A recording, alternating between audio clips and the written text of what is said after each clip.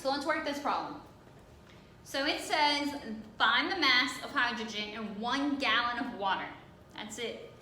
So what am I looking for? So it says to find the mass of hydrogen. So I'm looking for the mass, and I want it in grams of hydrogen. So it says find the mass in grams of hydrogen. And what did they give me? They gave me 1 gallon of water. And you should know that water is H2O. Or you could just write water.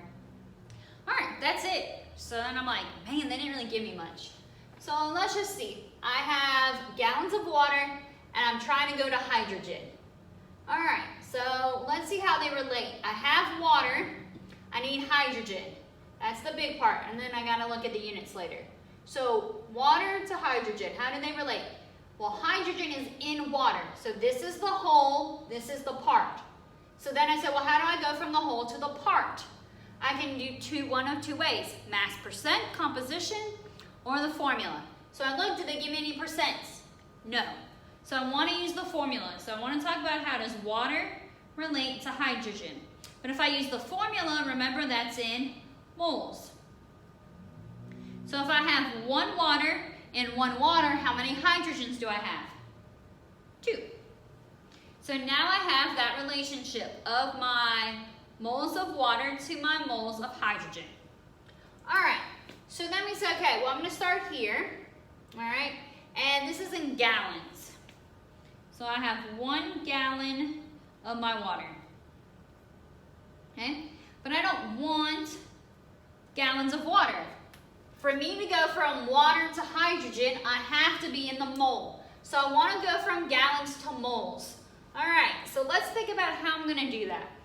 So what we want to think about is I have gallons, I want moles. So what type of unit is a gallon? So when I said what type of unit, I want you to think like, is it a mass? No. Is it a temperature? No. It's a volume. So gallons is a volume, and mole is kind of like a mass. So if I have volume and I want mass, what relates? Volume and mass. Density. So then I have to say, well, do I know the density of water? So the density of water should be one that you know off the top of your head. If not, you can look it up in the book.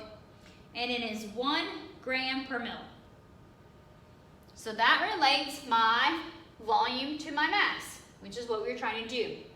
But let's look here. This volume is in milliliters. This volume is in gallons.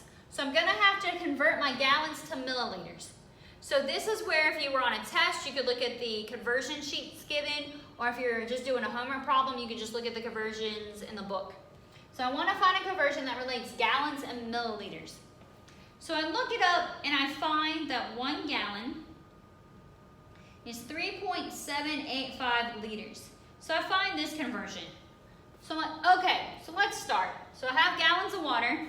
I don't want gallons. I really want milliliters. But this one only gave me gallons to liters. So I gotta go just gallons to liters. Okay? It said 1 gallon, so 1 goes on the bottom, and 3.785 liters, so that goes on top. So now I have liters of water. So I don't want liters, I'm trying to get to milliliters so I can use my density to get to mass. So I need to be able to go from liters to milliliters. You should know how to do this. Liters go on the bottom, milliliters go on the top. What relates a liter to a milliliter? This little milli. Okay, so let's refresh the beginning of the semester. What does milli stand for? 10 to the what? 10 to the negative 3. So if it's 10 to the negative 3, does it go on top or bottom? Bottom. So then I put 10 to the negative 3, and now I'm in milliliters. So now I have my volume in the correct units, okay? But I don't want volume. I'm trying to get to moles so I can go from one to the other, okay? So always refresh where you're trying to go. So I want to go from volume to mass, so that's why I'm using my density.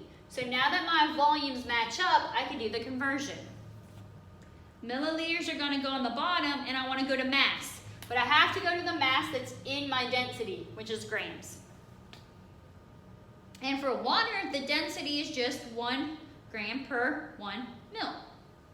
So it makes it a little bit easier there. All right, so now that I have that, now I have my grams in my grams of water. And if it gets a little crazy, because this kind of get a little bit long, if you want to go ahead and do this math, you can. And if you do this math, it's 3.785 times 10 to the third grams of water.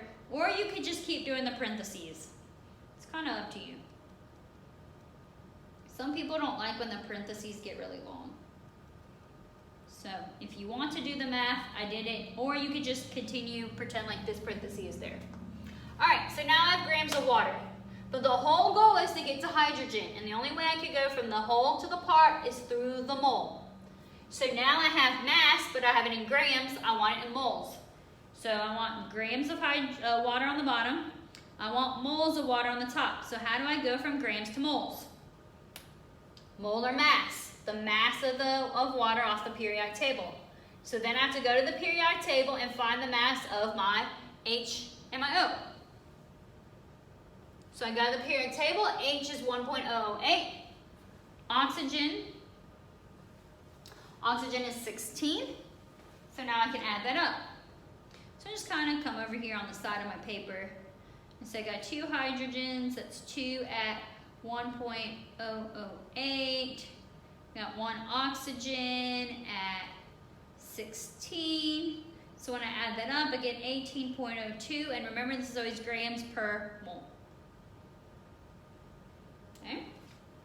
So now the 18, it goes with the grams, so it goes on the bottom. So 18.02 grams and 1 mole. So grams of water cancel. Now I'm in moles of water. So now I'm super excited because I wanted to get in moles so I could go from water to hydrogen. So this is my big step. So moles of water go on the bottom. Moles of hydrogen go on top.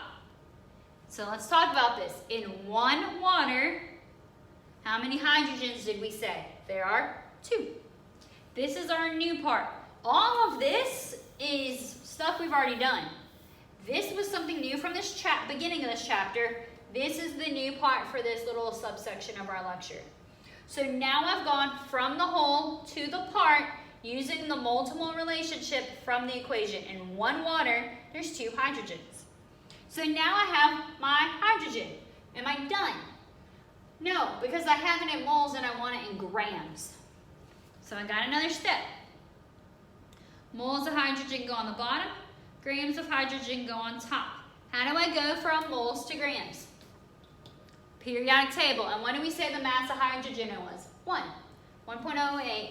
So 1.08 goes on top. 1 mole goes on the bottom. Cancel, and now I can do my math. And when I do this math, I'm going to get 423 grams of hydrogen. Now, I know that's a lot. And it might be a little bit of a struggle for you when you did this problem because you probably forgot some of this stuff from the beginning of the chapter, from the beginning of the semester, I mean. And so the reason I do this problem, I know it's a long problem, lots of steps, is to remind you that our basic unit conversions that we did at the beginning, just straight volume conversion, how to change using our prefixes, how to convert using density, isn't going to go away. Okay? We have to know all of that. Because most of the time, we're not gonna, we for sure can't just go and weigh out moles of water, okay? We might be able to weigh out grams of water, but most of the time, if it's a water, it's a liquid, it's gonna be in a volume unit. So we need to be able to go from maybe a volume to a mass, and then go from one to the other, okay? So this is gonna be really important for us to remember that all of the stuff in chemistry kind of builds on top of each other. So just keep that in mind. All right, the next lecture we're going to talk about something that we talked about at the beginning of this chapter. We talked about different types of formulas. One of them that we talked about was an empirical formula. Water is an example of an empirical formula. So how can I actually find the empirical formula mathematically? Okay, and that's going to be what we're going to solve in the next lecture.